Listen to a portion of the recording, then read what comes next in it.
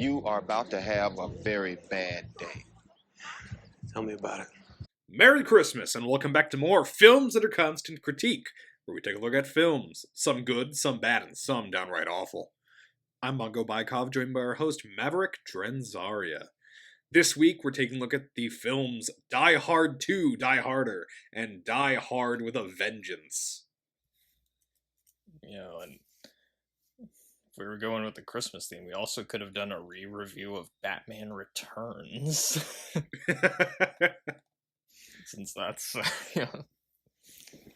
Okay, so Die Hard 2, or Die Hard 2 Die Harder, as it's retitled later, cost about $66 million, made $240 million.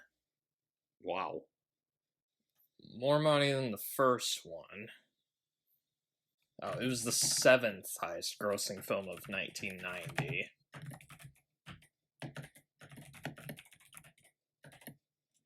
What beat it? One was Ghost.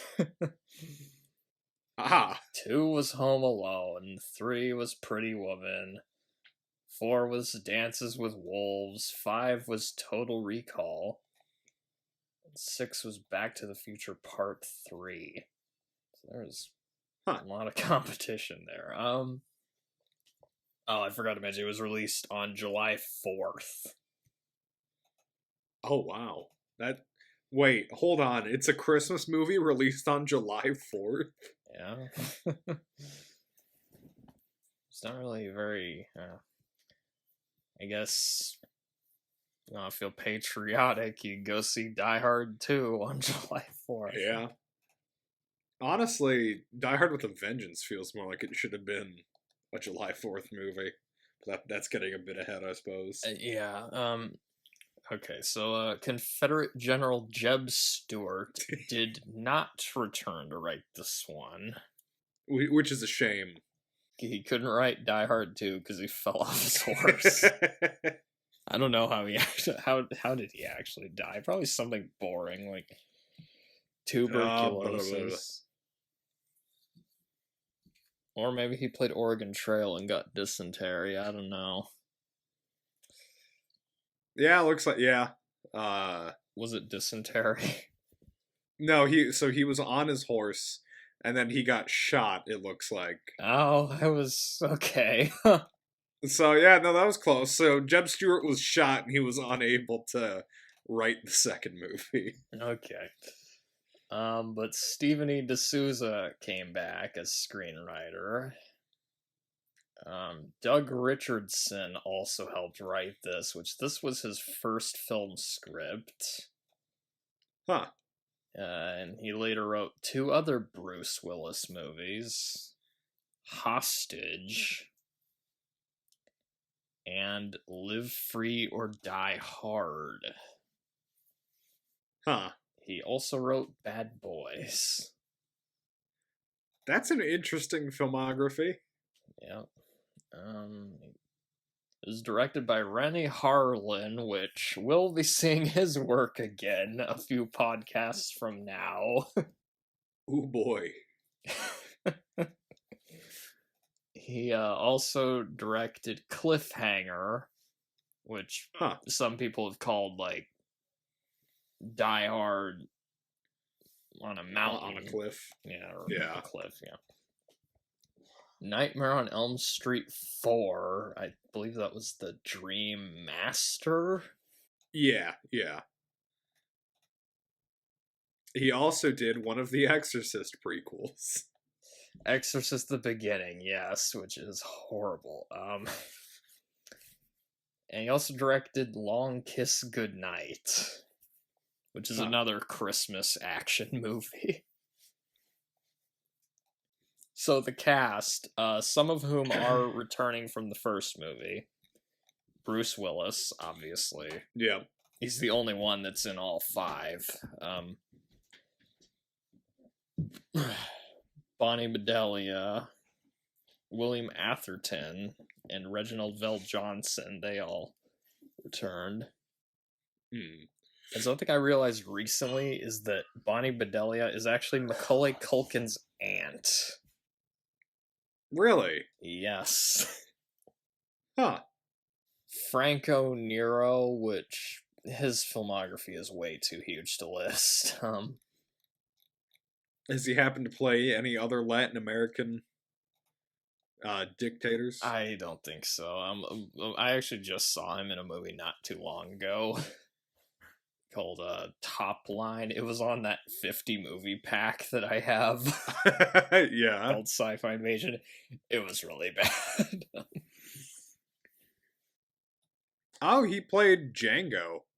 Yes, in the Okay. 60s Django Yeah. movie. Yeah. So we also have William Sadler, which you might recognize him because he's in The Shawshank Redemption.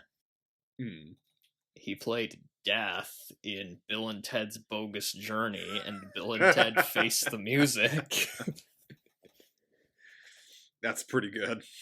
He was also on a few episodes of Deep Space Nine. Which I saw. I was watching that show recently, and I'm like, oh, he's in this. Interesting. John Amos, which he was in Roots. I don't know if you recognized him from Roots or not, but I've never seen it. I don't know. Who did he play in Roots? I don't know. I've never seen it. Oh, never. No, yeah, no. He was Kunta Kinte, like the main character. And he's the owner of the McDowell's restaurant in Coming to America. Which that's what I know him from. Dennis Franz, which he was on NYPD Blue. That's probably what most people know him from. I know him from another sequel, Psycho 2. Where he plays another asshole.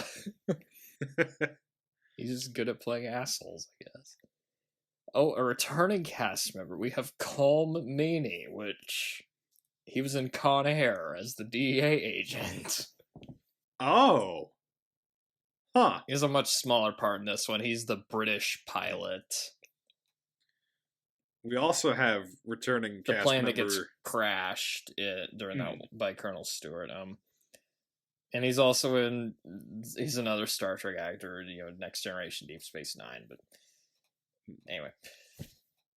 We also have returning cast member John Leguizamo. Yes, he plays one of the terrorists in this. I don't really remember any lines from him or what he does. So he apparently had a few lines, but they cut out the scenes where he had lines, but you can still see him throughout the movie. Because I remember watching, I never notice him while I'm watching it. Yeah. But I did know Robert Patrick. I do recognize him, and he's a little more. He actually has the lines. Yeah. In this, but both of them play terrorists in this. Robert Patrick we've had on the podcast as well. And this isn't the only plane hijack movie that John Leguizamo was in, because he's also in Executive Decision. There's a lot of plane hijack movies, comparatively. He gets a lot more to do in that one than this. Vondi Curtis Hall was in Broken Arrow. So another recurring cast member.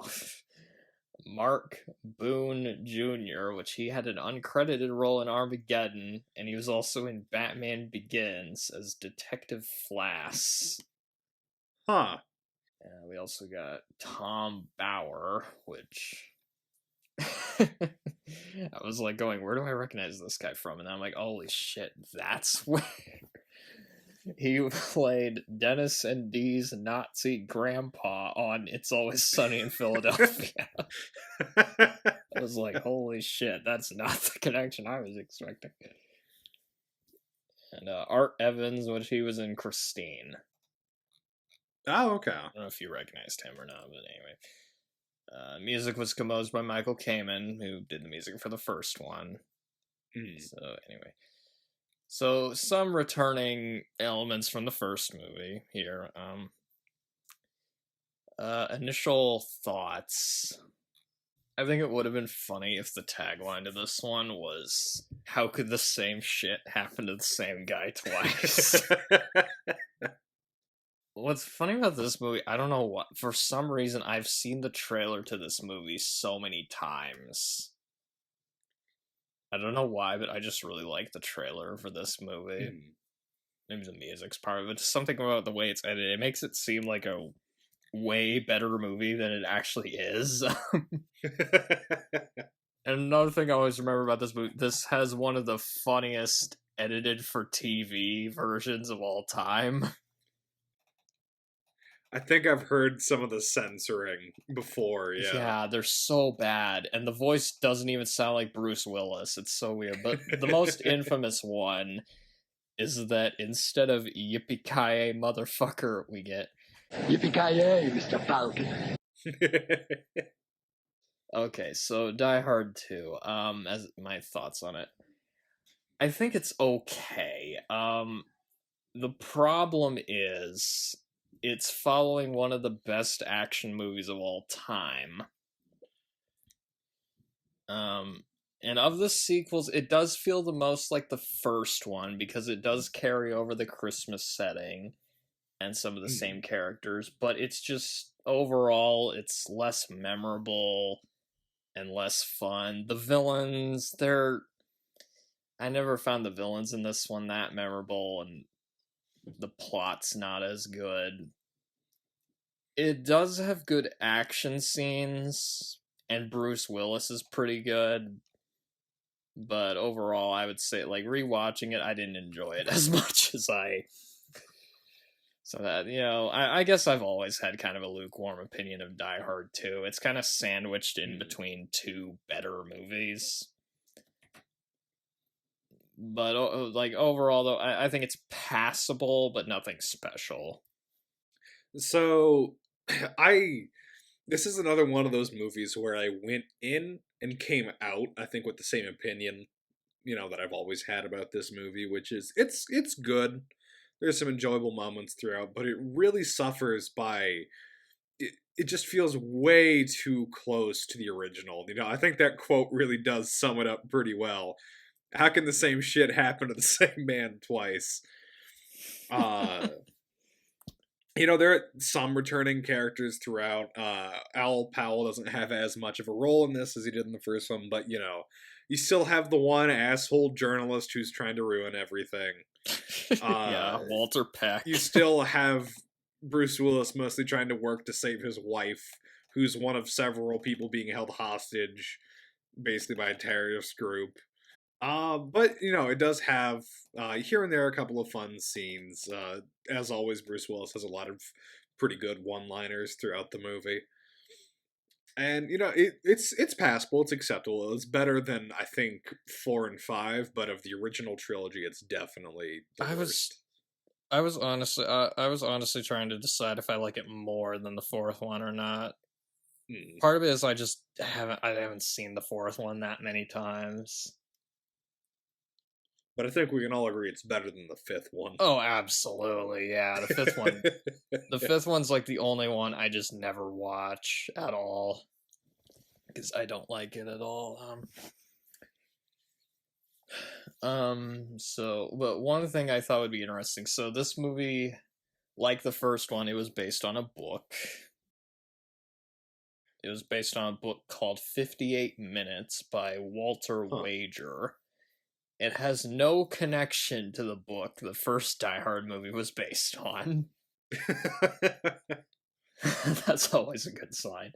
It was published the year before the first Die Hard movie came out.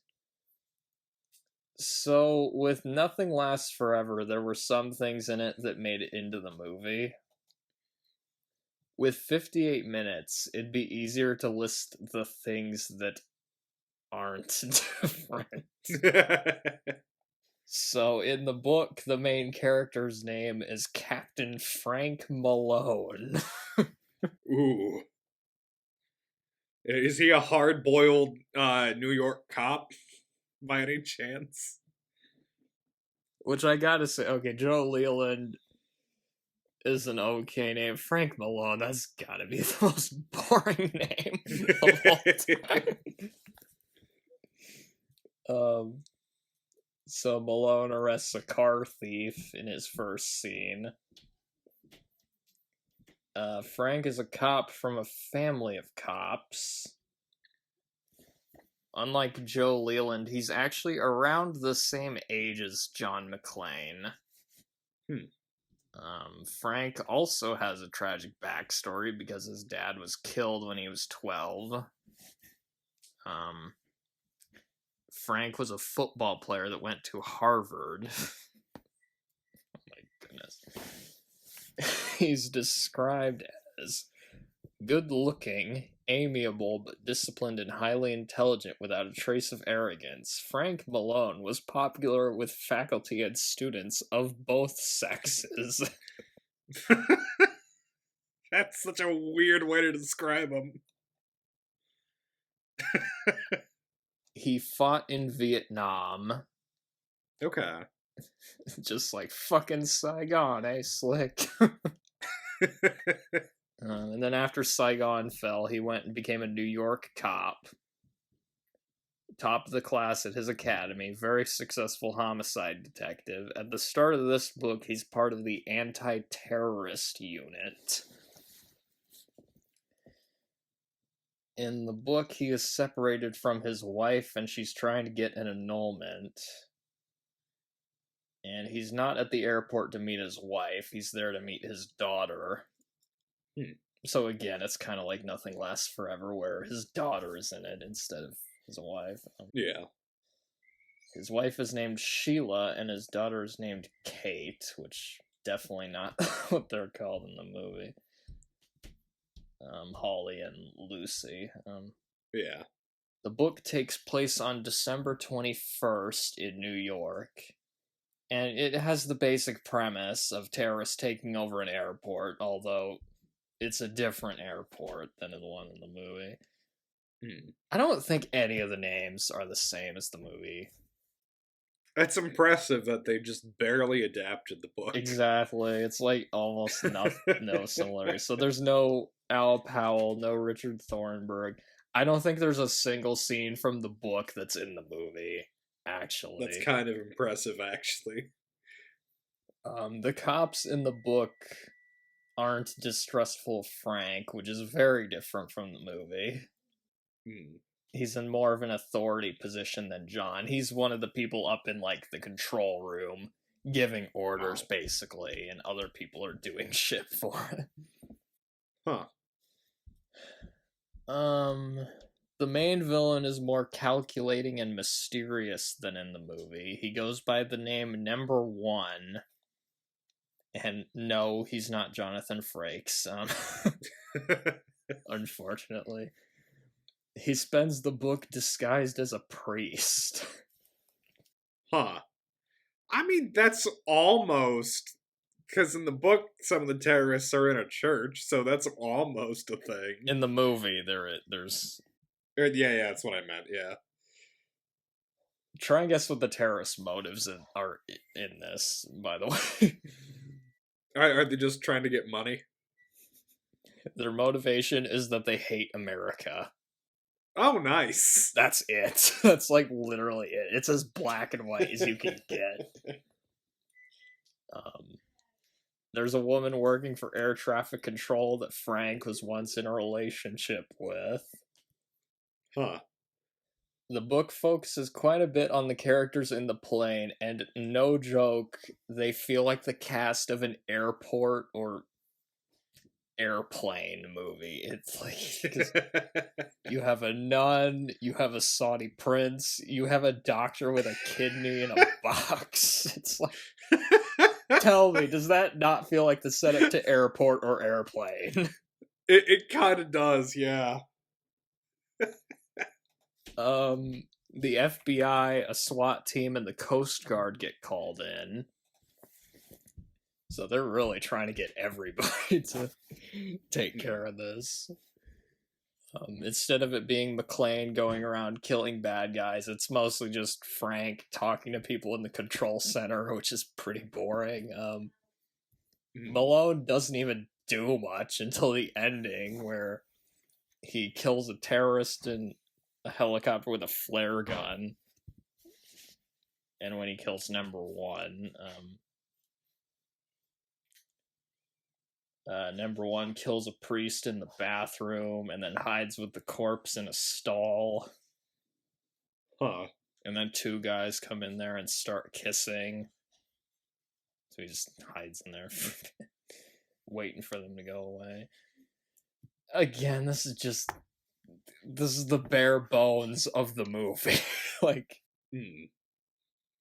the book, it's again missing the trademark humor of the movies. At least when Nothing Lasts Forever, they use some of the action scenes from that book in the first Die Hard movie. I can't even remember the action scenes from the book. So yeah, I would not recommend 58 Minutes. It felt more like a Tom Clancy book than a Die Hard book. Huh. I'll also say Joe Leland, he wasn't a great character, but he was a lot more interesting than Frank Malone. About as dull of a protagonist as you can get. Even his name is boring. One thing that's okay, I'm gonna skip that. We're gonna need. Okay, so the plot of Die Hard 2. Unless, did you have anything else to say about? No. That's fine. So Die Hard 2's plot is that Joseph Gordon Die Hard is going to meet his wife at the airport. But then some terrorists led by Commander Nefarious hijack the planes. And once again, he has to deal with some asshole authority figures that aren't cooperating, because that's what happens in a Die Hard movie. Also, there's a Latin American dictator coming by plane from the same country that was in Commando. Yeah. Wait, what was it called? Valverde or something? Yeah, Valverde. That's right. And you could tell this was after the Noriega stuff happened. Okay, pros. It's a great in-flight movie.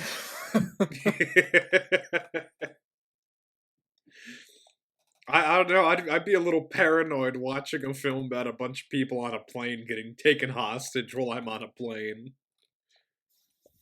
Although what's interesting is with usually plane hijack movies, the terrorists are physically on the plane, but here they're like, they turn off, basically, like, all the runway lights, so like the planes are just circling around and they can't land. I do like that this one is still a Christmas movie. I kind of missed that in the other Die Hard sequels. You know, maybe that's why I've watched this movie so many times, even though it's not one of the better movies of the series. And there's a lot, like, they're outside a lot, so you see a lot more snow in this one, too. Yeah. Which helps give it the Christmas feel. And even the way it's shot, too. Like, there's kind of this red tint to some of it. And there's a few more locations that they go to, because the first movie is basically entirely on a few floors of Nakatomi. Whereas this one, you're in the airport, you're under the airport, you're on the runway. Sometimes they'll even go to, like, the inside of a plane. So it doesn't quite have the same, like, claustrophobic... Location. It doesn't quite have the same claustrophobic feeling that the first one had, but yeah, they do use more locations. Can you tell they spent more money on this one? Okay, so one thing that confused me, though, John is now LAPD in this one. Yeah. But in the third movie, he's a cop in New York. So I guess what happened was he transferred to LAPD, then things went bad with Holly again, so then he moved back to New York and became a New York cop again. Yeah, that is one thing I like about this one, is that John and Holly are back on good terms, at least. That doesn't happen in the next movie. Like, Nope. it doesn't even show up in any of the other ones. His daughter and his son was that his son in the fifth one? I don't. Yeah. I don't care. I don't like the fifth one. The one thing I find kind of funny is also you could tell this was made in the 90s because they're like using pagers. Yeah. And fax machines. Fax machines, yeah. So one thing that's weird, the first scene with Colonel Stewart, we see him doing Tai Chi in front of the television. Completely naked. Yeah, and he's like just watching the TV. I never knew what to make of that scene. Because it's such a weird way to introduce your main villain. Because it's definitely supposed to tell you something about the villain, but I'm still not sure what it was trying to tell me. Trying to tell us that he's ripped, I guess. And that he does martial arts. I guess it's just to show that he's a bit of a psycho. I don't know. I guess it is a memorable scene for what it's worth. It's just kind of like, that's why we're introducing our main villain. Okay. And I will say something about the villains. Although they're not quite as memorable, I do like that they're not just after money in this one. They are different. They're not just like rip-offs of Hans Gruber. Yeah, I'll give you that. Yeah, it's just that they're kind of...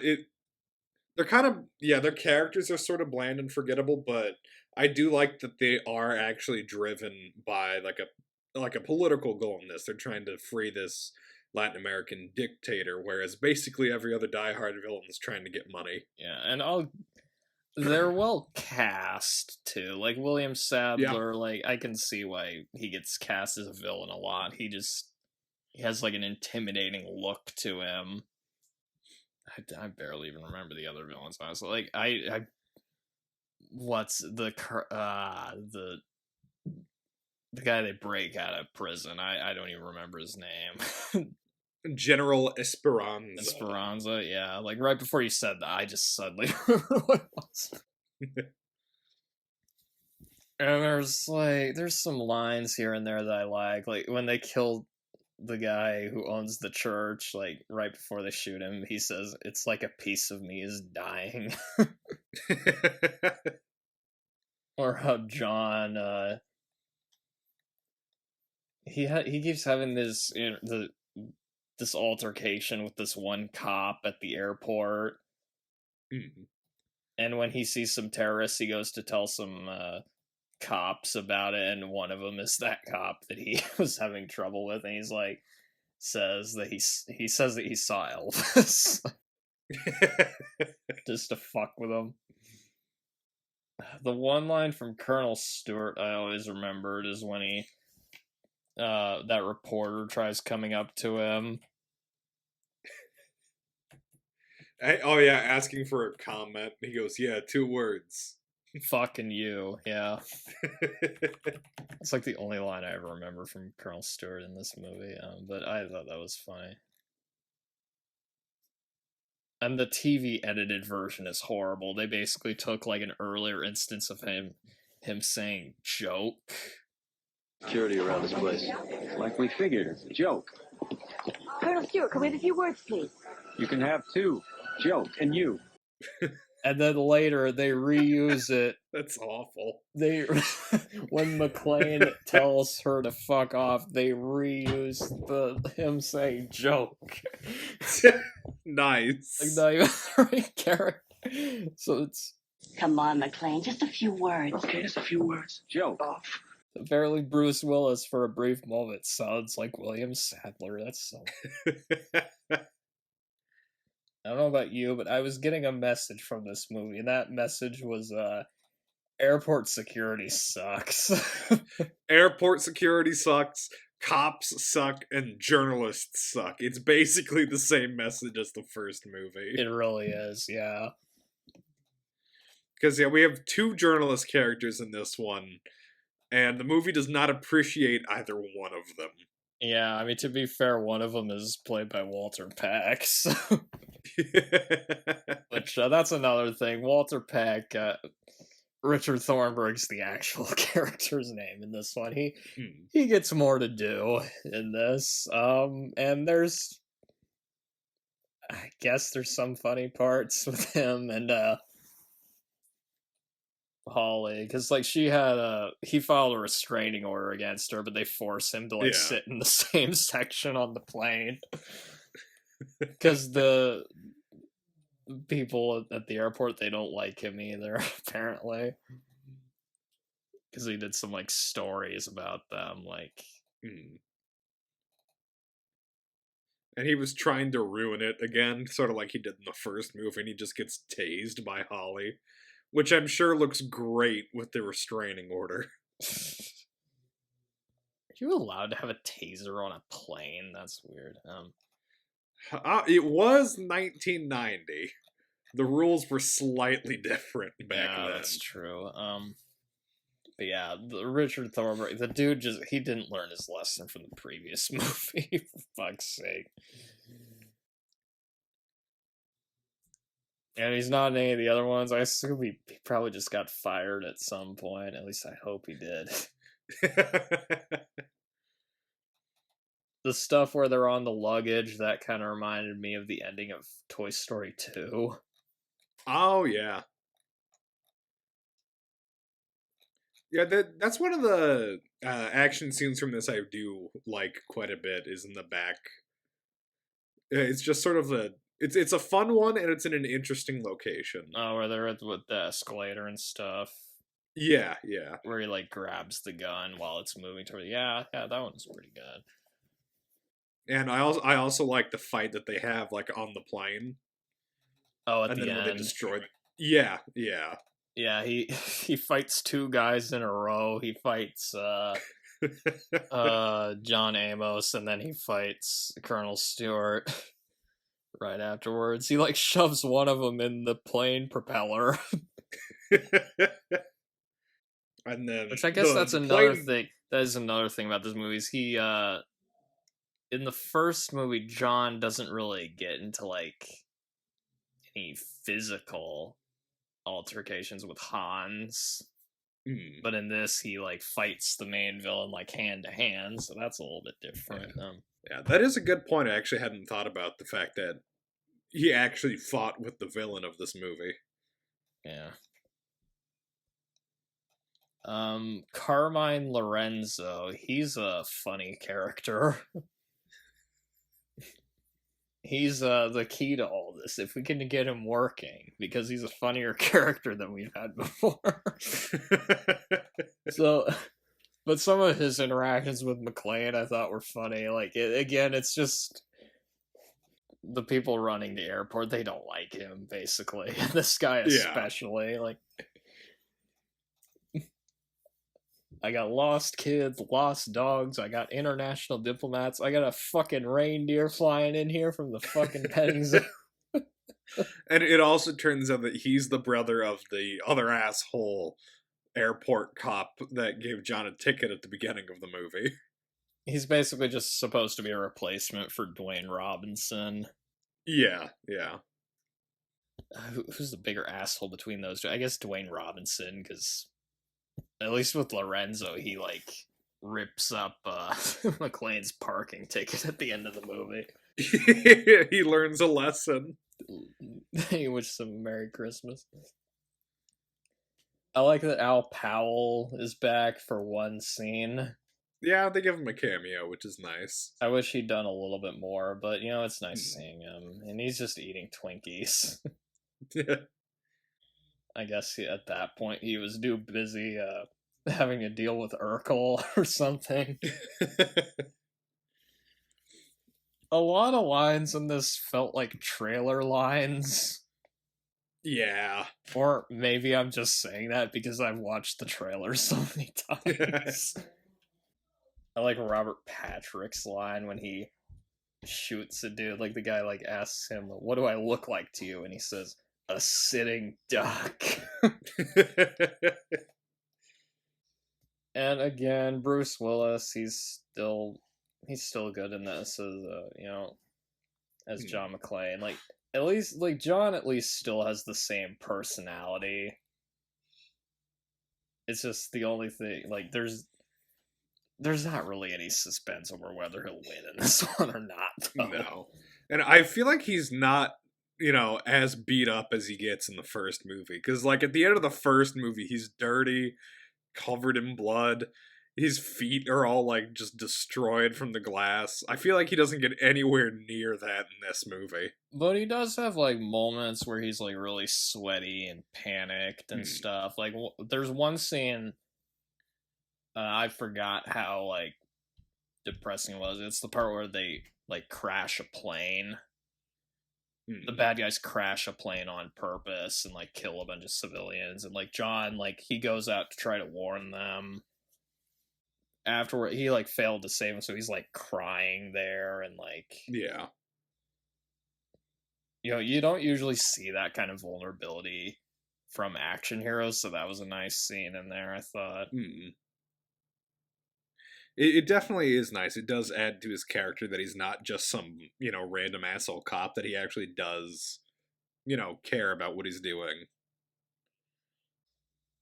There's a twist villain in this one, which, I'll be honest, the twist did get me the first time I saw this. And it's one of the few twists in the series that actually gets John. Because in the first movie, Hans tries to trick him by being like, oh, I'm, Bill Clay. But he sees right through it. In the third movie, the Germans that are in the elevator try to make him think that they're cops or that they work at, at the bank, but he sees through it. But yeah, no, in this one, he does get tricked. And, like, they when they reveal that twist, like, he, like, kills a guy who is, like, a new recruit. Yeah. It wasn't working with it. It was John Amos' character. It does this. He, like, cuts a guy's neck. It's a pretty, like, graphic throat slit, too, and kind of comes out of nowhere. So I'm like, holy shit. Yeah. I liked the part with the ejector seat and the grenades. Yeah, because there's like, 5 or 6 of them, and they all just start lobbing grenades inside the plane as John's in there. And he just uses an ejector seat, just flies way up into the air while the explosion goes out. That's a pretty good scene right there.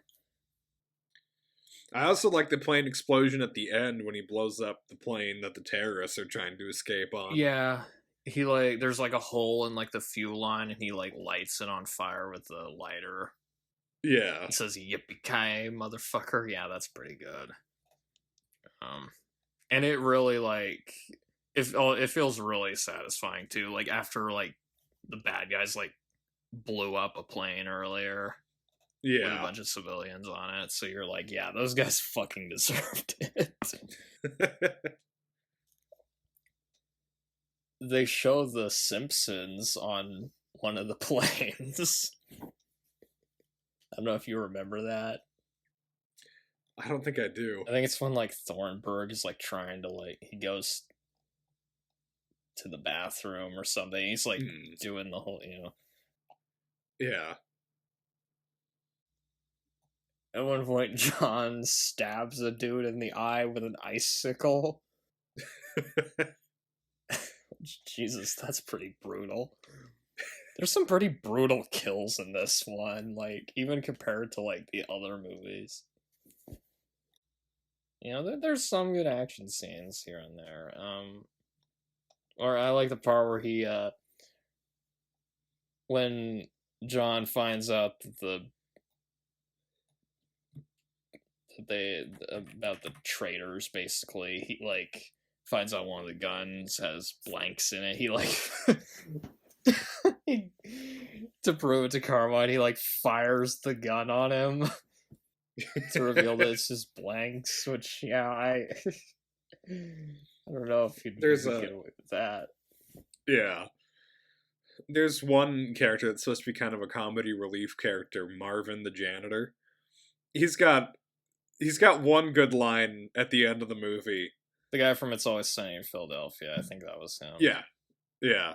He's got one good line at the end of the movie, where there's like an exploded plane in the background. They had an emergency landing on another one, and John says, "What do you say, Marv?"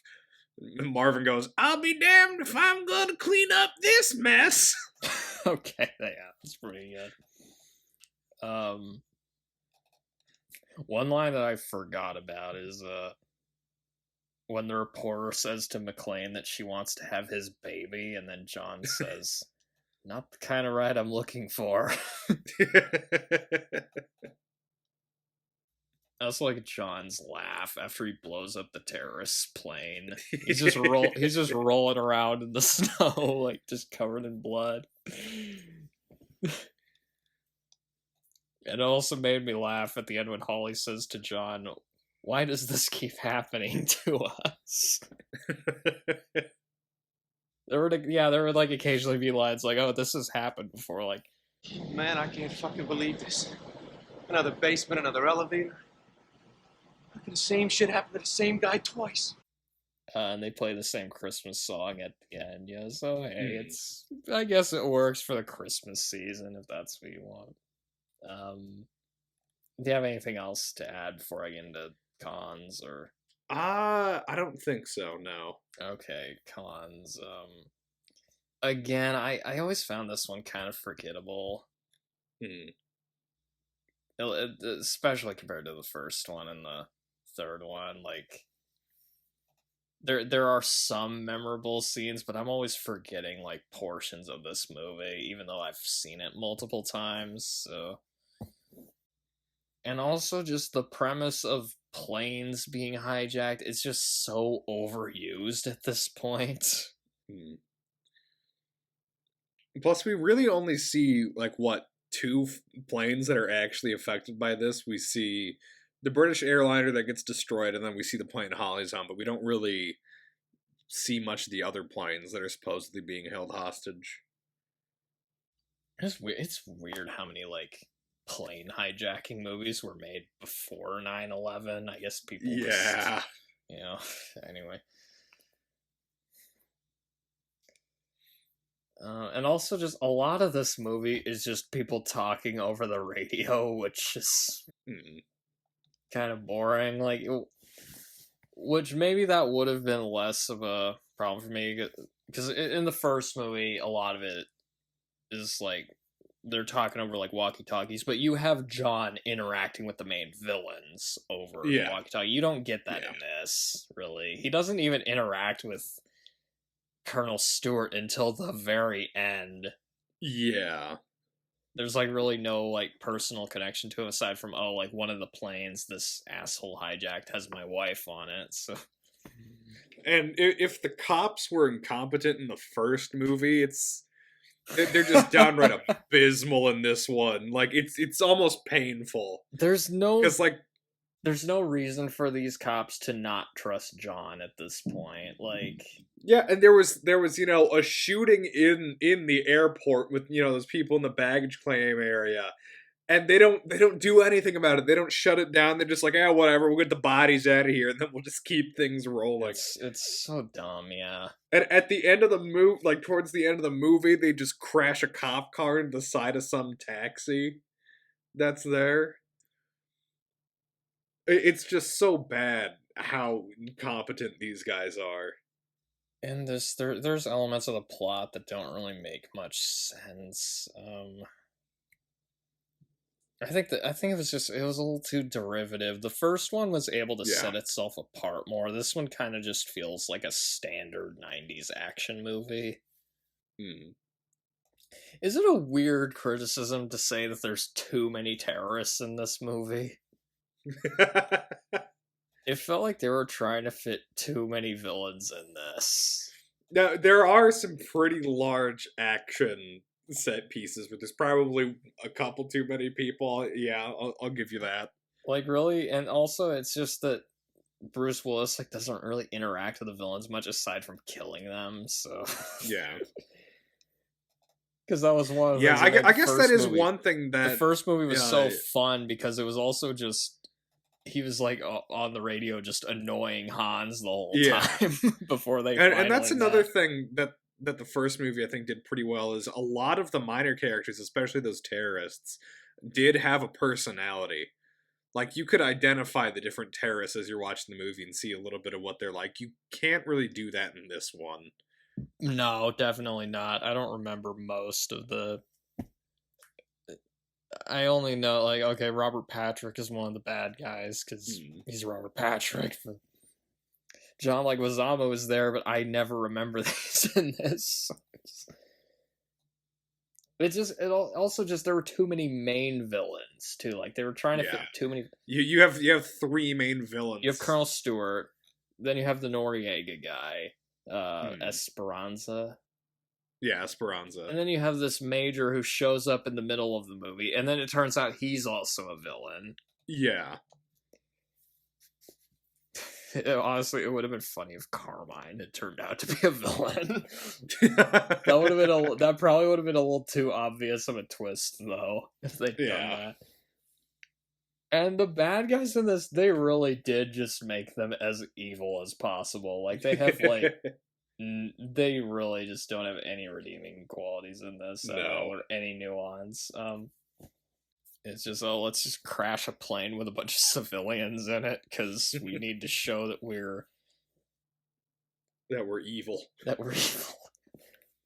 And also the villains, they're just terrorists in this one. I didn't really find their motives that interesting. If I'm like, okay, they just want to break this guy out of jail, and then they... I don't know. I will say, I do like that aspect just because it's different than the other Die Hard villains. You don't really get... It's kind of boring, though, for a Die Hard movie, but I don't know. At least compared to, like, the first one and the third one. I don't really remember the motivations of any of the villains in the other ones, if I'm being honest. I think the fourth one was trying to get a bunch of ransom money. I don't remember the fifth one at all. It also just felt... the movie just felt manufactured and contrived. Yeah. It never felt genuine. I think part of it is just the change of director. Because, I mean, okay, Renny Harlin, I mean, he's made some enjoyable action movies, but he's no John McTiernan, let's be real. Yeah. As far as Renny Harlin Christmas action movies go, I think Long Kiss Goodnight is the better one, personally. And again, the characters, they're not as memorable. I just have trouble talking about this one, honestly, because there's just not a lot to talk about. Yeah. Some of the humor didn't land. Like, there were some good lines, but there were some that just kind of fell flat.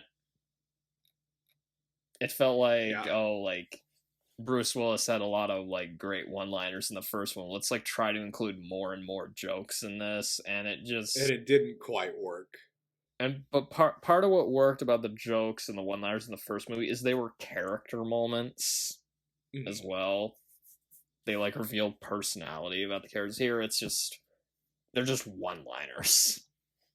Yeah. They're just there because we need one-liners, because it's an action movie. How can you have an action movie with no one-liners? One that doesn't... this line, it doesn't make any sense. It's when John asks Carmine what sets off metal detectors first. And he says, the lead in your ass or the shit in your brains, which...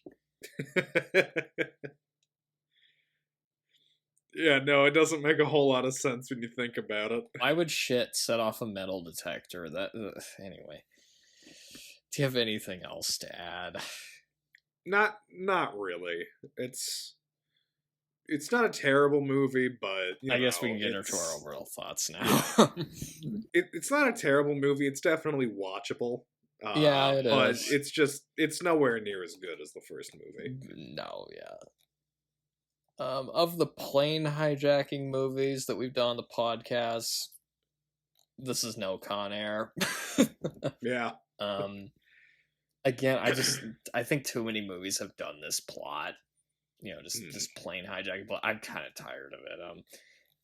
That being said, it's an okay 90s action movie. There's some good action scenes.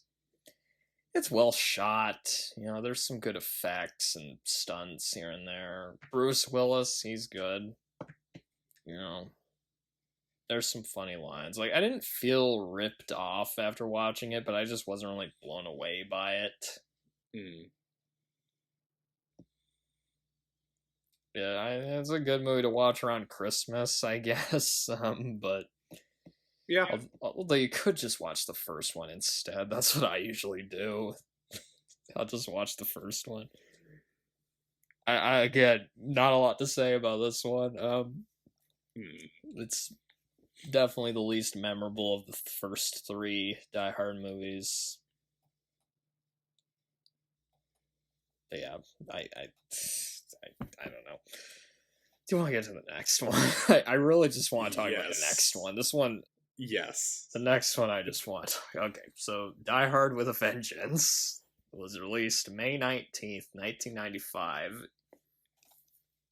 It cost $90 million and made $366.1 million.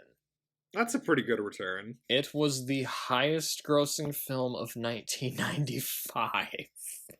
Wow. Well, hold on. What else came out in 95? Second was Toy Story. Wow, it beat Toy Story? It beat, not just that, it beat Apollo 13, it also beat GoldenEye. Yeah, no, that's impressive. Yeah, okay, so the cast, we have Bruce Willis again. I think it's the only returning character, right? Well, Holly's on the phone at one point, but yeah, basically, the one that you see, the only character that you see. Oh, well, there's stock footage, there's, like, footage of Hans from the first movie at one point, but yeah, that's about it. We also got Samuel Jackson, which that motherfucker is in everything, as will be proven by our next few podcasts.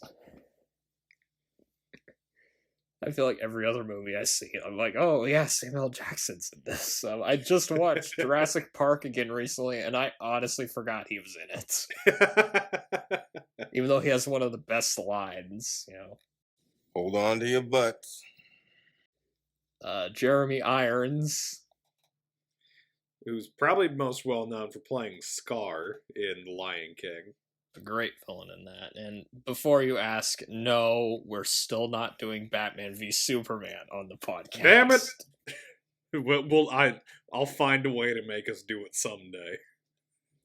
If you can, there's probably an animated Batman versus Superman movie out there. Graham Greene, which he was in Dances with Wolves, and The Green Mile. Colleen Camp, which she was in Clue, and Apocalypse Now. Really? She's one of the playmates in Apocalypse Now.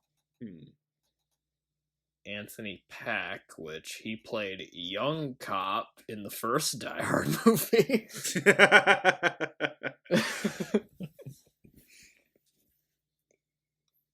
Singer Sam Phillips, which this was her first film role. She has no lines in this, though. Wrestler Damien Demento, his only film role. And radio host Elvis Duran plays. Does he play the man on the radio? I guess. This is directed by John McTiernan, which, I mean, is it any coincidence that the 2 best Die Hard movies had the same director? I mean...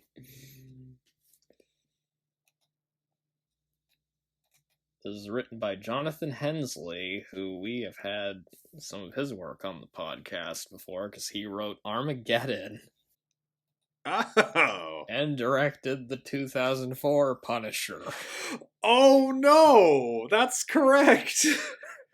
I forgot about that. Music was composed by Michael Kamen. He did the music for the first two movies. This movie went through several different scripts. One of them took place on a cruise ship and was later turned into Speed 2 Cruise Control. That's fascinating. I don't know how you go from a Die Hard movie to Speed 2. The other one, the one that was used, it started off as a Brandon Lee vehicle. Then it was Lethal Weapon 4. Which it would have been a better Lethal Weapon 4 than the actual Lethal Weapon 4. And then it became a Die Hard sequel, which it's funny that, like, none of the Die Hard movies started off as Die Hard movies. Yeah. Except for because the fifth one, which started off as a Die Hard movie and then turned into something else when they finally made it. Okay, so initial thoughts. It's the best Die Hard sequel.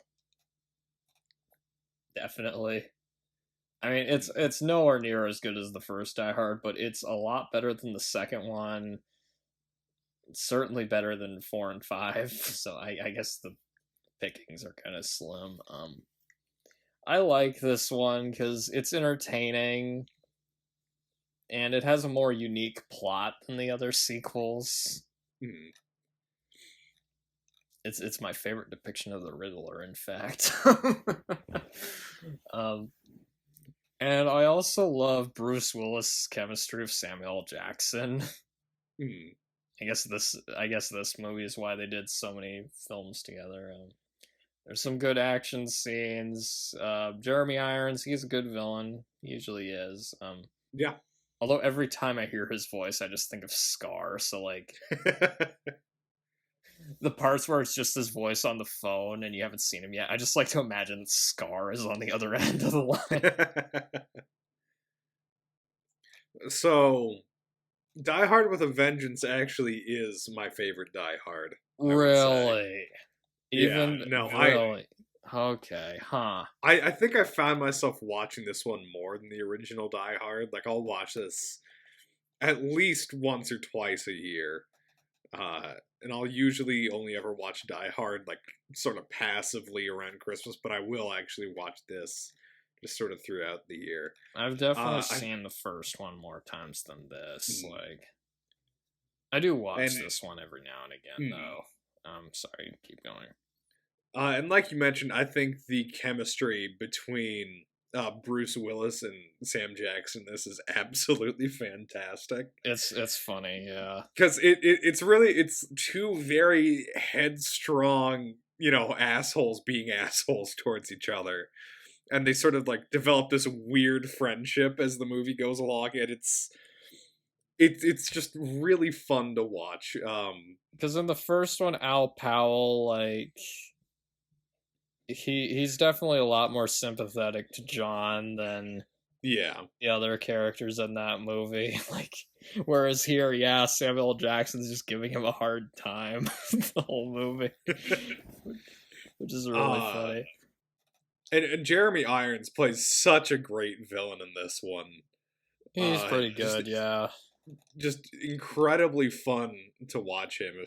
You made the joke, he's the best Riddler. It actually is kind of fun watching him make all these weird riddles and puzzles for John McClane to solve. And they're actually important because they're really distractions for his real plan, which is to basically rob Wall Street, trying to rob the Federal Reserve of all of its gold. It's, again, sort of like what Hans did in the first one. Yeah. So I personally, for me, not as good, but again, we'll get into that. And speaking of that, so the plot to this one is that a mad terrorist named Admiral Bone to Pick starts blowing up parts of New York. He decides to play a game of Simon Says with Joseph Gordon Die Hard as he runs around the city solving riddles with his new friend, played by that motherfucker who's in every movie. Okay, start with the pros. I like the setting of this one, because yeah, it takes place throughout New York City. Because John's a New York cop. The turf here is more familiar for him, and maybe unfamiliar in some ways, and also it's just you get a lot of like places in New York. This movie really utilizes New York well. You see a lot of like subways, streets. You drive through the park. You see the World Trade Center at one point. There's even a scene in Yankee Stadium. It's interesting. And it differentiates from the first movie in a good way too. The first one, he's trapped in a building, whereas here he's just running around New York the whole time. Yeah, trying to solve a madman's riddle. And the opening too. I really love the opening where like the opening is so strange but funny. You hear the song Summer in the City by the Lovin' Spoonful playing. It's just people walking around New York. Then just out of nowhere there's just this explosion.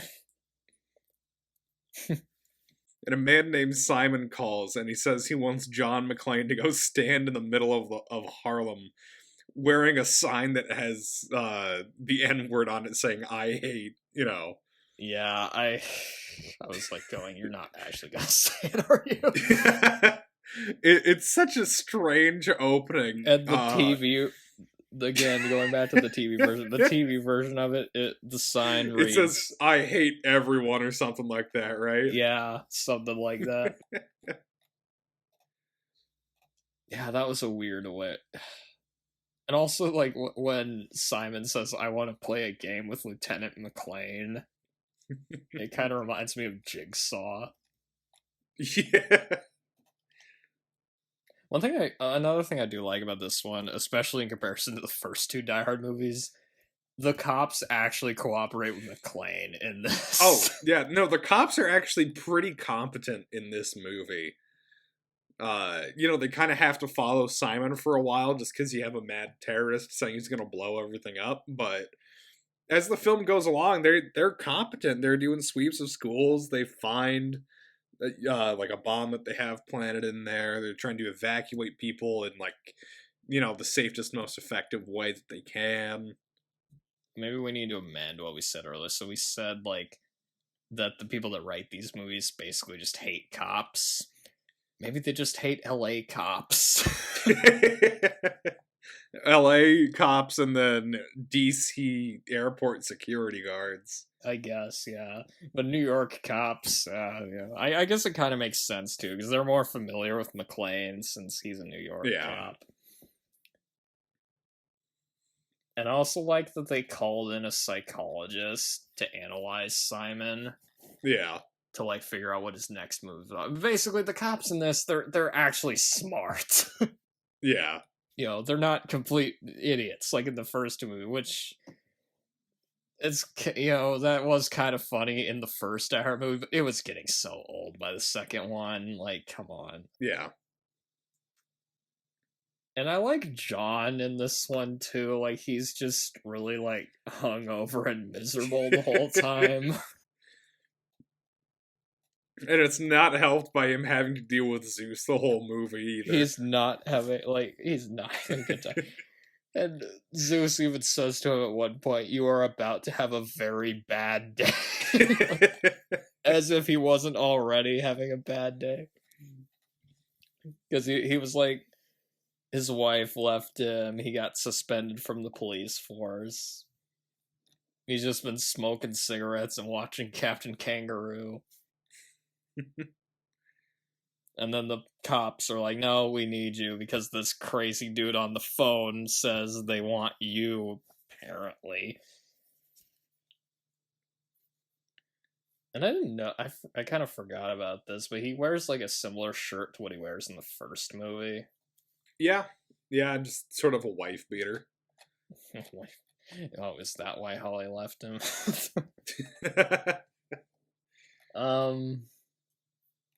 And again, Samuel L. Jackson as Zeus, which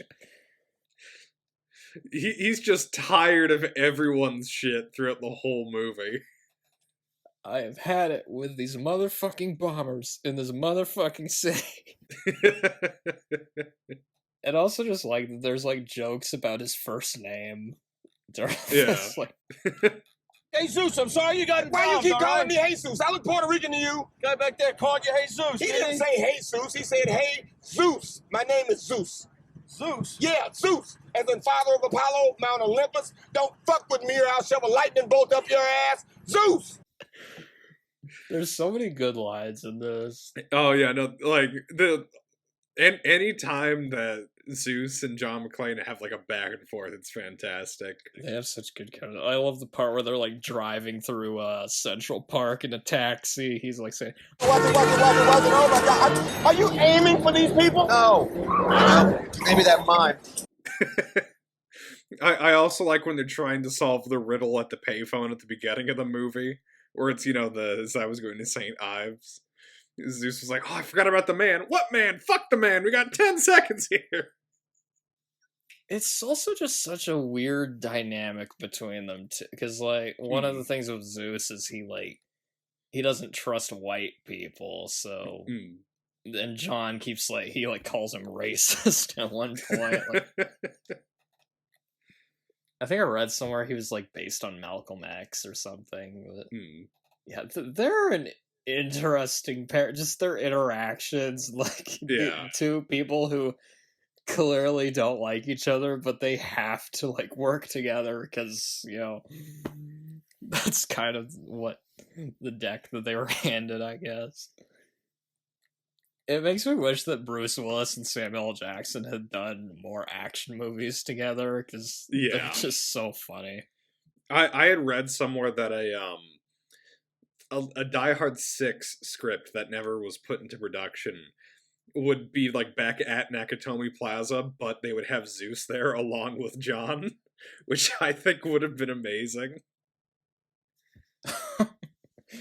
One line that got a huge laugh out of me was when they're driving in the cab. Where the hell are you going, McClane? I told you 9th Avenue is the quickest way south. Stop goddamn yelling. I know what I'm doing. Not even God knows what you're doing. Again, it kind of does feel like sort of a Riggs and Murtaugh thing going on, where it's just two very mismatched characters, but they gotta work together because, they gotta save the day from Scar. And I think that John's interactions with Simon throughout the movie are pretty good, too. Yeah, I was about to... We can talk about Simon now. So, Simon Gruber, which, yes, he's Han's older brother. Yeah. I do like Simon as a villain. I don't think he's as good as Hans. Booby. But I will say Jeremy Irons is one of the few actors with a voice that can compete with Alan Rickman. Yeah. And like Alan, he's trying to put on a German accent the whole time he's doing it. And again, most of the movie's just him talking over the phone. It's kind of funny that in Lion King, Jeremy Irons kills his brother by having him fall to his death. And in this, he wants revenge on some other guy for killing his brother by having him fall to his death. And yeah, the twist of him being Han's brother, that was an odd choice. Although I will say, I do like the scene when the FBI tells, John that it's Hans Gruber's brother, and it has that brief flashback to Nakatomi. I thought that was interesting because it's showing that, John still has some issues, maybe something like PTSD from, the Nakatomi incident. It's just not expanded upon any further, which is sort of weird, but I do like that scene. The problem that does come from it, though, is that it's just going to make you compare him to Hans even more. And for me, Hans Gruber was the perfect villain. So in that first movie. But what's interesting about Simon is just he's basically just messing with McClane the whole time by sending him out to solve puzzles. Again, kind of like the Riddler. He's just fucking with him. Yeah. Some of the riddles are interesting. The St. Ives one we mentioned. I never understood the one where they have to fill up the water jug thing. Okay, so I've like done this exercise before and I've solved it and I've figured it out, but I keep forgetting how to do it. Hold on. Because basically the thing is they have a 3-gallon jug and a 5-gallon jug, and they have to fill up the 5-gallon jug with exactly 4 gallons. I don't get it, I guess. I guess this is why I didn't do well in algebra. I'm pulling up a PDF of 4 gallons. Okay. So you fill the 5-gallon jug. Then you pour it into the 3-gallon jug so that 3-gallon jug is full, and then you have 2 gallons left in the 5-gallon jug. Then you pour out the 3 gallons of water from the 3-gallon jug so that it's empty. Then you add the 2 gallons in the 5-gallon jug to the 3-gallon jug so that there's 1 gallon of empty space. Oh, and then you fill the 5-gallon jug up again, pour out the 1 gallon into the 3-gallon jug, and then you have exactly 4 gallons left in the 5-gallon jug. Okay. Again, I don't know. I will send you a PDF and hopefully it helps. It's just I've seen this movie multiple times and I'm just like, I don't know what the fuck they're talking about. Here, if you click on what I sent you, there'll be like a diagram showing how to solve it. And then there's what else is there? There's the whole like 21 and 42 riddle that they have. Chester A. Arthur. 21st president. Which I like that the guy that figures out is just some random trucker dude that John met. And who, for some reason, knows a lot about Chester A. Arthur. Yeah, that's kind of funny. Because he's from New York, I guess. So, yeah. I guess that makes sense. Maybe he went to the museum there. And speaking of presidents in New York, they mention both Donald Trump and Hillary Clinton in this movie. Yeah. Which was like, is this a 90s movie or a 2016 movie? And also, yeah, so he's like basically just trying to distract them with all these riddles and stuff, and like, I guess he's just like, he wants to have fun with these two.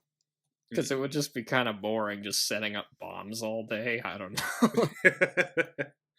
And he's using it mostly as a diversion so that he can, steal the gold without anyone noticing. So he plants bombs all over the place and says that he has a giant bomb planted in a school.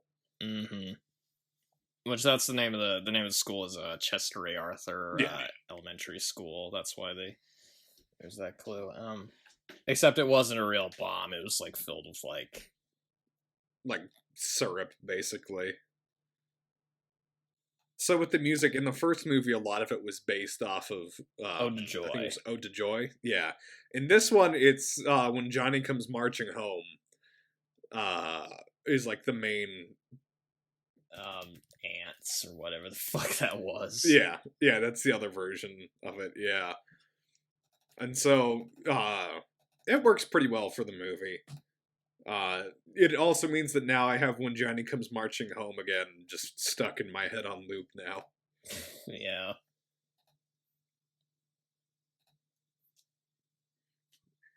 Also, they use it quite a bit in Doctor Strangelove with during the scenes of Slim Pickens. Yeah. One thing I noticed is that quite a bit of this movie is filmed like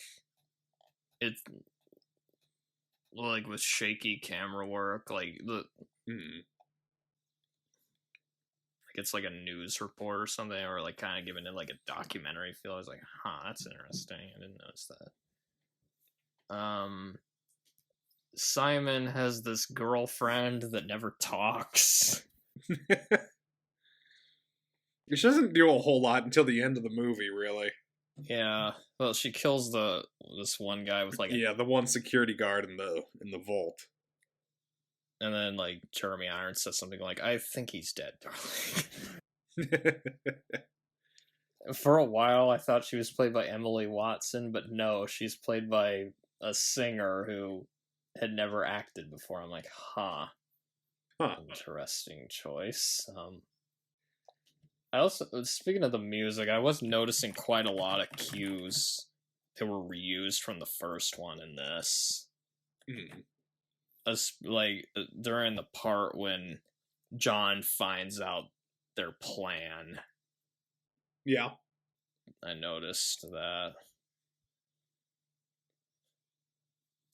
One weird song interlude is when they march into the Federal Reserve and Jeremy Irons sings "Be Prepared." Oh, wait. The Lion King, sorry.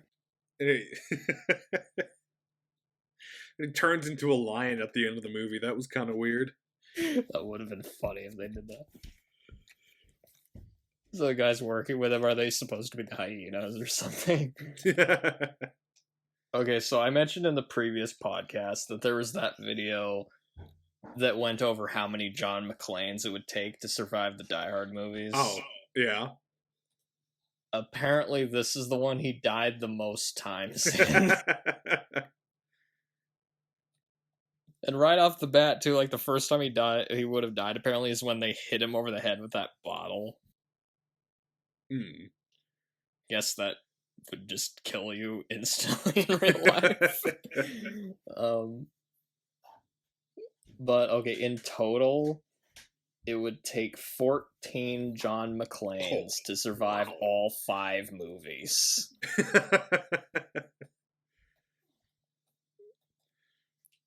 And according to them, in the Home Alone movies, it would take 9 Harrys and 14 Marvs to survive the first 2 Home Alone movies. I'd like to point out most of Marv's deaths were him getting hit in the head with bricks in the second one. I'm imagining him getting electrocuted would also be a death. Oh, you don't say. So again, Kevin McAllister is deadlier than the terrorists in the Die Hard movies. I like the elevator scene. Yeah, that one's fine, because it's a bunch of terrorists that are dressed up like cops. But he sees through it almost instantly because, it's a bunch of giant European-looking men who, like, aren't saying words or are speaking with terrible accents. But also, like, he notices the police badge, and it has an ember on it that he recognized. Because earlier he was talking about how, like, the police... Yeah, like, the whole police force bets their badge, basically. In lottery, yeah. And so yeah, he's talking about the lottery, yeah, that was, yeah. So it's a callback to a previous scene. I like that. It's well paced, there's enough action and suspense, and I remember the first time I watched it, I was like really wanting to know what would happen next, because I wasn't sure what would happen next, so and it's not like the second movie where it just felt like a retread of the first movie. Yeah, no, it feels very unique when you compare it to the first one. And also just compared to, like, there aren't really that many 90s action movies that really do this, I guess, so kudos to them. Yeah. And even though this isn't set around Christmas, there's a few Christmas references in it. Yeah. They mention reindeer, Santa, a partridge in a pear tree. There's a kid that says it's Christmas, they could steal City Hall, which that's the line that tips John off to what the villain's real plan is. Yeah. And I like the ending fight scene as well, when the villains are in the helicopter. He, like, shoots the, like, pole or something and it like kills him. I feel like it kind of, I'll get into this in cons, but the ending of the movie felt rushed to me, and there's a reason why. Yeah, I can see why, especially because I know what you'll bring up with that. But I feel like it's a pretty good action piece to have at the end of the movie. I liked the part with the water in the tunnel. That was pretty good. Yeah. Although that probably would have killed John in real life. There was like a music cue during that part. It sounded sort of like Singing in the Rain, and I was like, was that intentional, or am I just... Oh, it has to be intentional. I don't know. At one point, John says he's the fucking Energizer Bunny when a bad guy tells him he doesn't go away. He mentions the Addams family at one point. He calls one of the bad guys Lurch when he's beating him with a chain.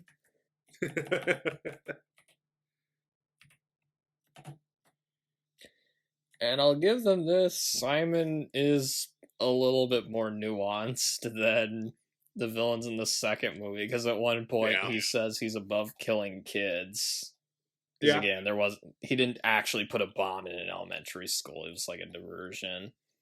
I'm a soldier, not a monster. Even though I sometimes work for monsters. The supporting characters in this were also much better than the second one. Yeah. I liked the bomb guy. Especially when he like does like a bomb test in the police station by like throwing some of it on the floor. He like puts a little bit of it on a paper clip and like throws it at a chair, and like everyone yells at him. Yeah, the chair like just shoots up in the air. That was funny. All right, cons. Yeah, now I'm telling you why this isn't my favorite Die Hard movie.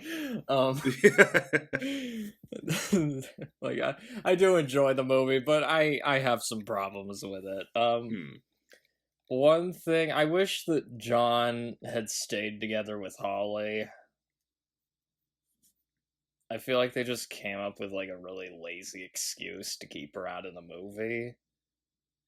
I kind of feel like it's slightly more realistic, though, when you think about it. I mean, John saved her life once, but he hasn't really changed as a person, so I imagine that they'd probably get back to fighting pretty quick. I guess, but also he moved all the way to LA and became LAPD. But then all of a sudden in this one, he's a New York cop again, so it's like the second one didn't even happen. It's so weird. Continuity with these. For me, the movie kind of loses some steam once the whole gold plot starts to become more prominent. Because, like, that first half is, like, really, like, intense and, like, exciting. And then all of a sudden, for some reason, it just gets really slow. I do get that, and that's actually one of the problems that I have with the movie is just, it's got pretty good pacing for the first part, but then once you get to the hour mark, it slows down a lot. It's weird, yeah. And it feels like it goes on just a little bit too long. There's, like, they show, like, the gold heist, and so, yeah. And also just, like, it's, like, sort of like what Hans did in the first movie where they're trying to distract the police from what their real plot is, but it's not as interesting for me. It's a lot more complicated, too, because the first one, they were just like, oh, we're a bunch of terrorists. And this one, they're, like, blowing up half of New York so that they can rob one bank vault, basically. Yeah. It's a little overcomplicated, which I guess is meant to, because they're doing that on purpose to confuse the police. But yeah, you end up kind of confusing the audience as a result.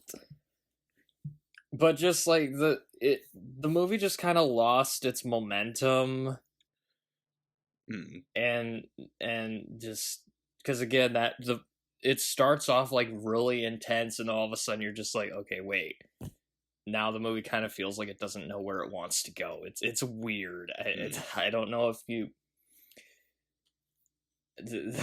I don't know if that makes any sense, but I can kind of get that. For me, I think it happens a little bit later in the movie. I know I mentioned during my pros that I do like that ending action It's kind scene. of, for me, it kind of starts But when you actually see Simon the first time. That's kind of what... Because, like, I think maybe that's what maybe it's just jarring because you actually get to see Jeremy Irons now, and it's just not as, like... I don't know. It's just, it was more intense when you could just hear his voice and stuff. I don't know. I don't know if that makes any sense, but, you know. So, like I was mentioning, although I do like the action scene at the end, it does feel pretty tacked on, and it just sort of adds a little bit too much to the runtime, I think. You could have wrapped it up nicely, you know, maybe not where John loses, but you could probably have another scene there, which would wrap it up a bit cleaner after the boat explodes. The ending feels rushed, so what happens is John, like, figured out where Simon was going because of this bottle of aspirin that he gave him. Yeah. And then they wind up in Canada, of all places. And it just seemed like things were resolved way too fast here, because basically they just blow up Simon's helicopter and the movie ends. It's just like, okay. Like with the first two movies, it felt like there was a little more build up to it. It just felt rushed and disconnected from the rest of the movie. And also just kind of an anticlimactic death for Simon. At least for me.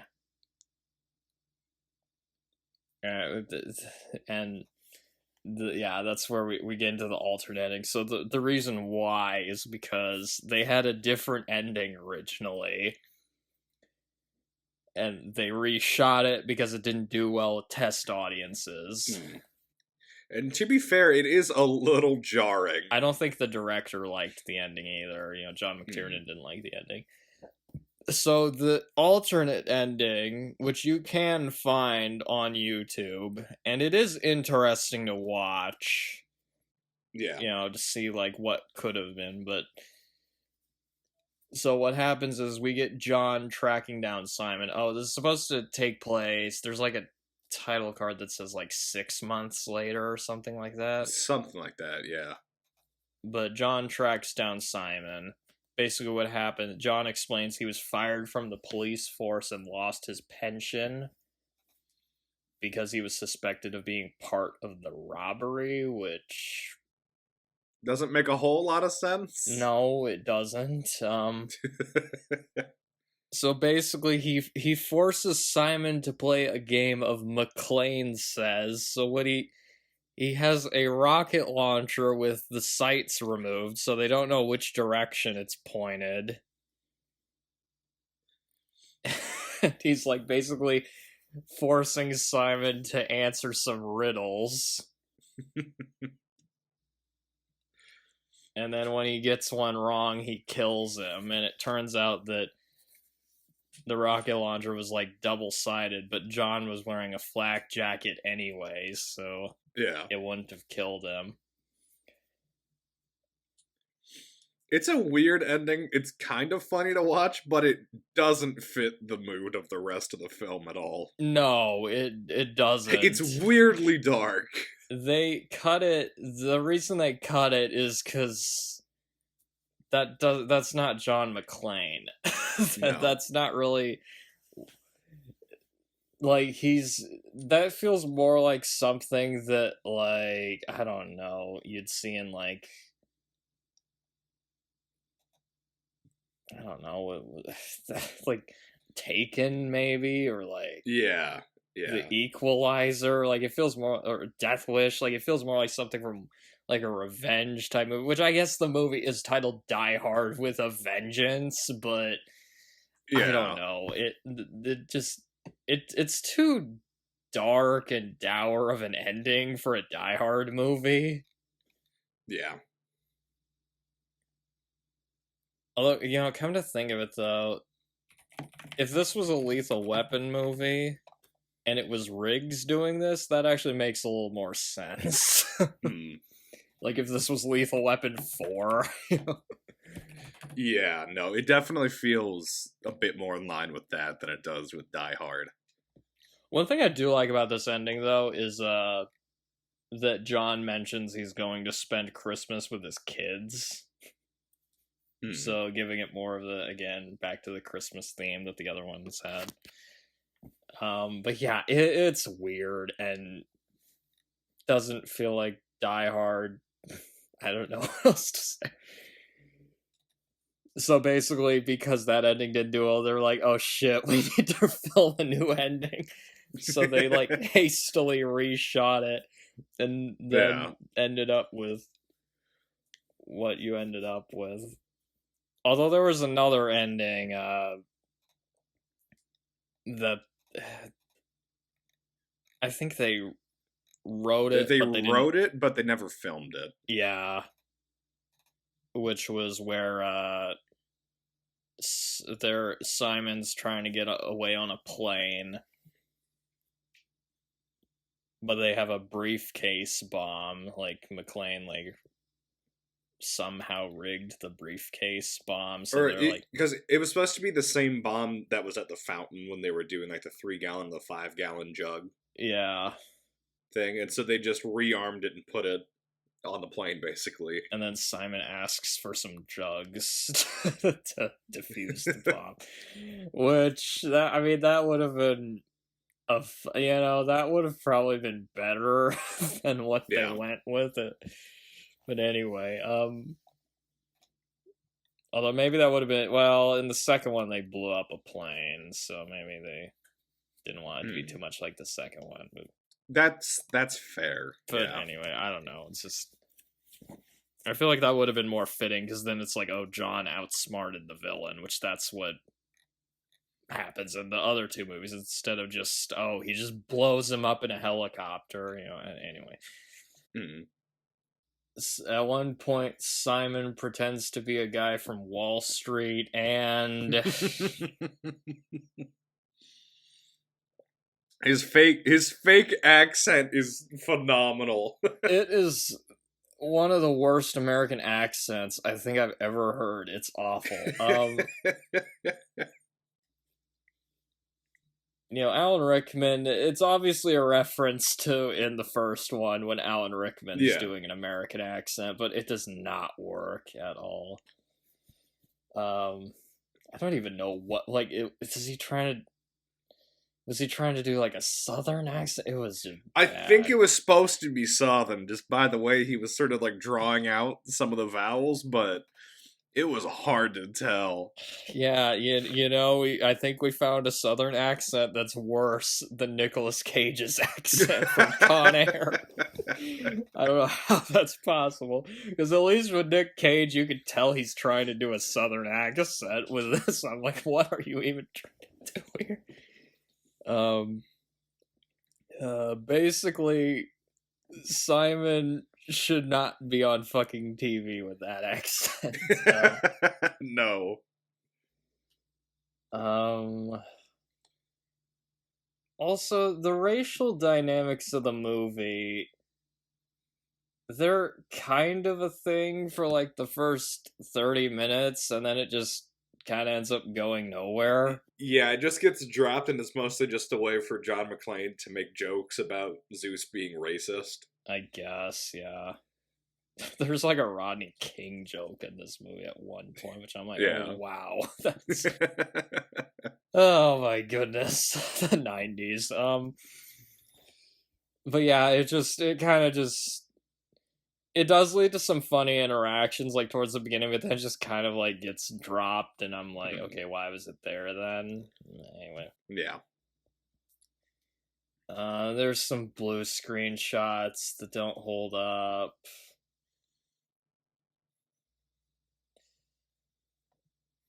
Like when Zeus and John fall onto the boat, I remember seeing that and just feeling like, yeah, that looks kind of fake. Yeah. The ending. Another weird thing about the ending was when Simon and his girlfriend just start having sex out of nowhere. Yeah, no, his girlfriend's kind of just weird throughout the movie because she like never talks.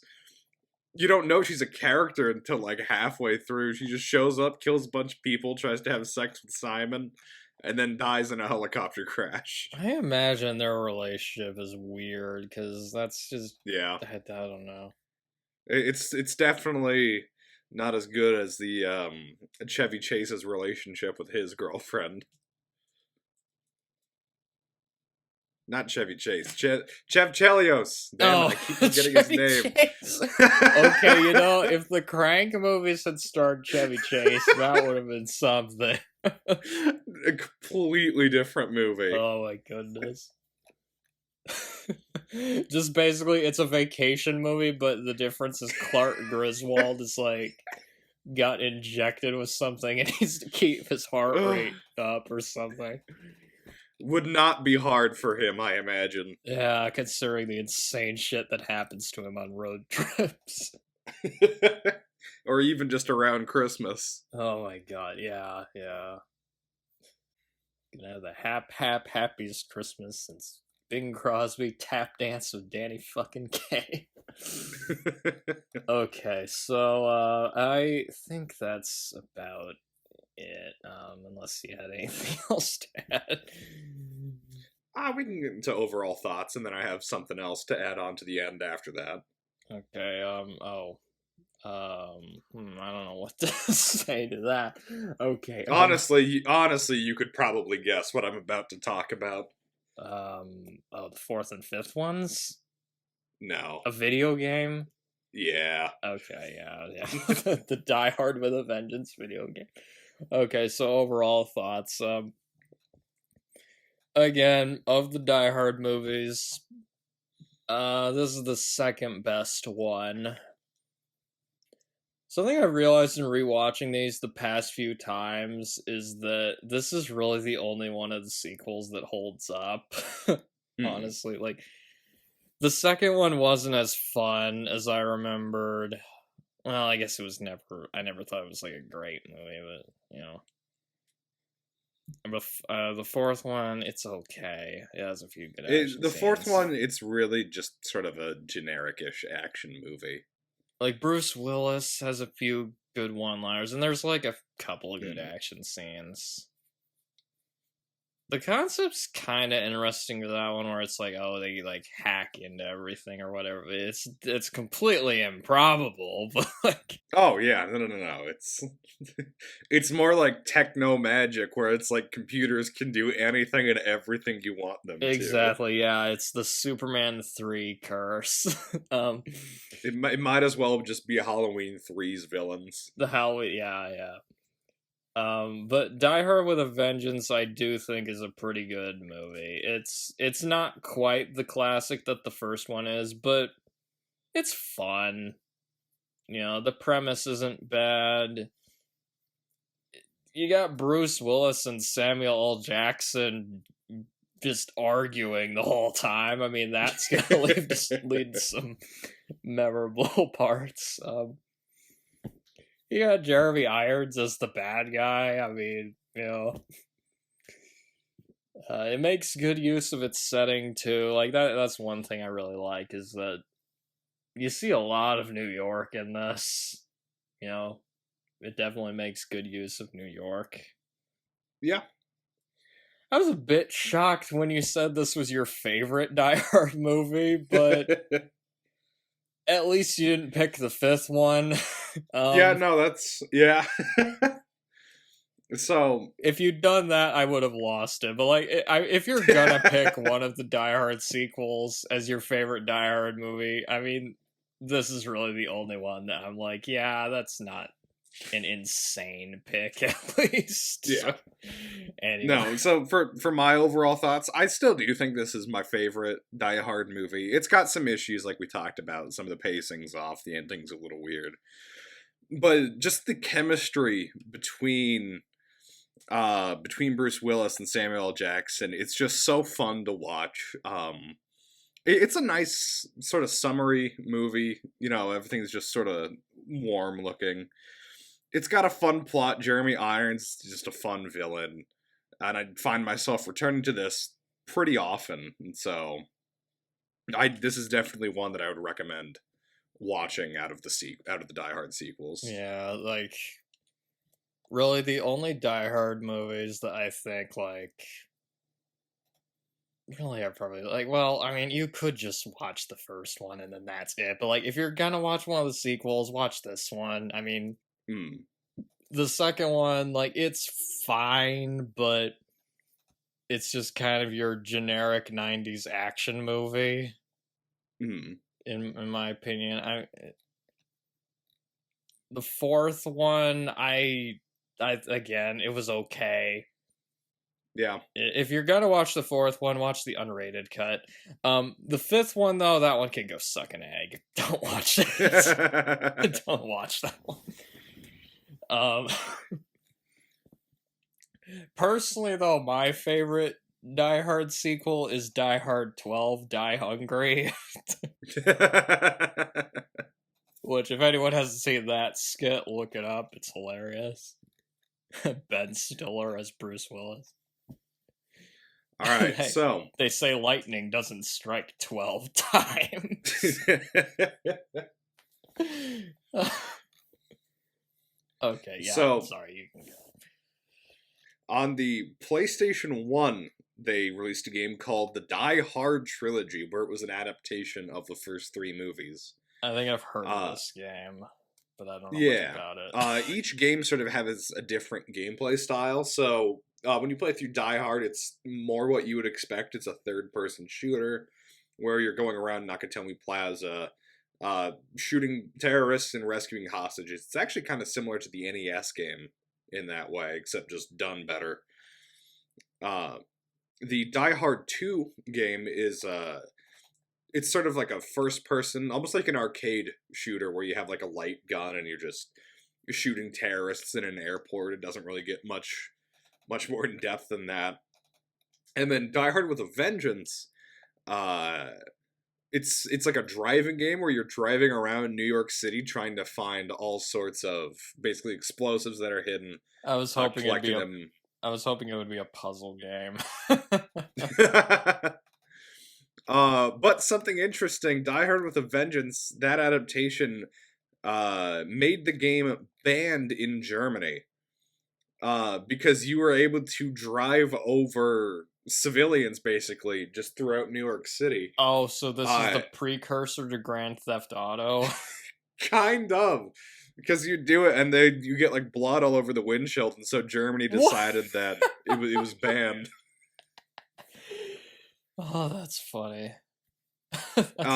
This game, by the way, got a sequel that had sort of the same gameplay, but it was all mixed into an original story, where John McClane goes to visit a friend in Las Vegas, and he's got to stop a bunch of terrorists throughout Vegas.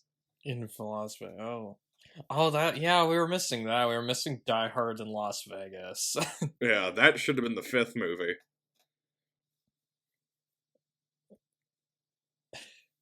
I think there might be like there's probably like a Die Hard ripoff set in Las Vegas, though. Oh, there has to be. Yeah, Top of the World. Peter Weller is in it. Oh. Dennis Hopper's the bad guy.